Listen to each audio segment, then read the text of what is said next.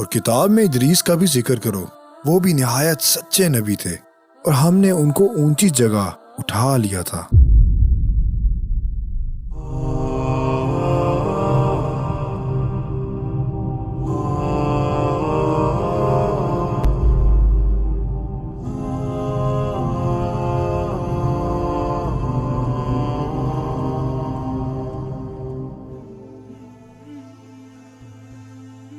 وہ تھے ادریس ابن جرید ابن محللہ ابن کنان ابن انوس ابن شیت ابن آدم علیہ السلام۔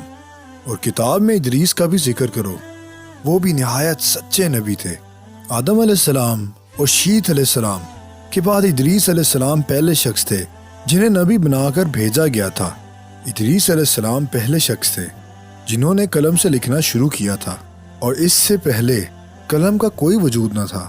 ادریس علیہ السلام آدم علیہ السلام کی زندگی میں ہی پیدا ہوئے تھے، جب آدم علیہ السلام کی زندگی کو ابھی 308 سال باقی تھے۔ ادریس علیہ السلام بے شک وہ ایک سچے آدمی اور نبی تھے۔ اللہ تعالیٰ نے ادریس علیہ السلام میں سچائی کو یکجان کیا تھا، جو کہ اعلیٰ درجے کا ایمان، کامل علم، ثابت قدمی اور عمل صالح ہے، جس نے انہیں وحی حاصل کرنے اور اس کے پیغام کو قبول کرنے کے لیے منتخب کیا۔ ادریس علیہ السلام لوگوں کو شرک سے روکنے کے لیے نہیں آئے تھے، بلکہ وہ لوگوں کے اندر پھیلی برائیاں اور گناہوں کو روکنے کے لیے آئے تھے، کیونکہ اس وقت لوگوں میں شرک نہیں پھیلا تھا اور نہ ہی شرک کا آغاز ہوا تھا۔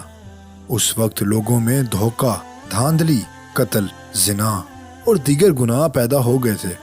ادریس علیہ السلام نے ان لوگوں میں یہ سب برائیاں دیکھیں، بالخصوص قابل کے لوگوں میں، اور یہاں تک کہ ان کے لوگوں میں بھی یہ سب بڑھنا شروع ہو گیا، جس کی وجہ سے ادریس علیہ السلام نے ان لوگوں کے خلاف جنگ کا اعلان کیا اور ایک فوج بنائی جس نے جہاد کیا ان لوگوں کے خلاف، اور پھر اس پہ اللہ تعالیٰ نے انہیں فتح دی۔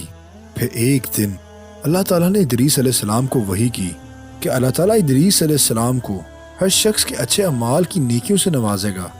ادریس علیہ السلام کے ماننے والوں میں جو کوئی بھی نیک کام کرے گا، اس کا ثواب ادریس علیہ السلام کو بھی ملے گا، اور یہ ان کے لیے فضیلت والی بات تھی جس پہ وہ بہت خوش تھے۔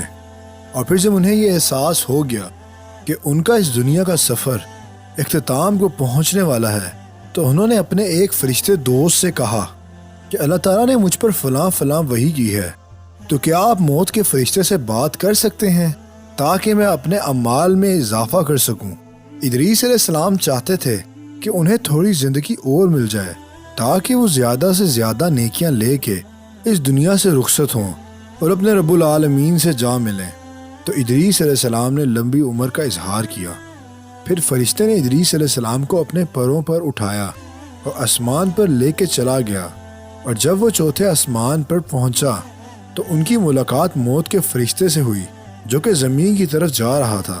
تو فرشتے نے موت کے فرشتے سے بات کی اور وہ سب بتایا جو انہیں ادریس علیہ السلام نے بتایا تھا۔ تو موت کا فرشتہ کہنے لگا، لیکن ادریس علیہ السلام ہیں کہاں؟ فرشتے نے جواب دیا، وہ میری پیٹھ پر ہیں۔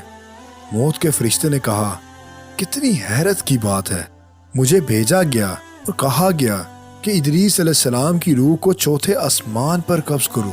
میں سوچ رہا تھا کہ میں ان کی روح کو چوتھے آسمان پر کیسے قبض کر سکتا ہوں، جبکہ وہ تو زمین پر ہیں۔ پھر موت کے فرشتے نے ادریس علیہ السلام کی روح کو چوتھے آسمان پر نکالا، اور اسی کے بارے میں اللہ تعالیٰ نے فرمایا، اور ہم نے ان کو اونچی جگہ اٹھا لیا تھا۔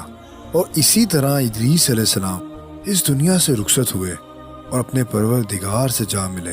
اور بھی ادریس علیہ السلام کے جانے کے بعد فساد و فتنہ بڑھتا چلا گیا، اور ابلیس اپنا کام کرتا چلا گیا، اور ابلیس کی کئی صدیوں کی کوششوں کے بعد لوگ اپنے رب کو بھولنا شروع ہو گئے، اور یہ وقت کے ساتھ ساتھ مزید بڑھتا چلا گیا۔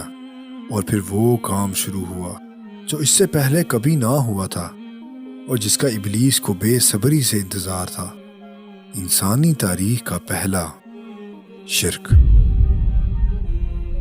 اور اسی شرک کو روکنے کے لیے اللہ تعالیٰ نے نوح علیہ السلام کو بھیجا۔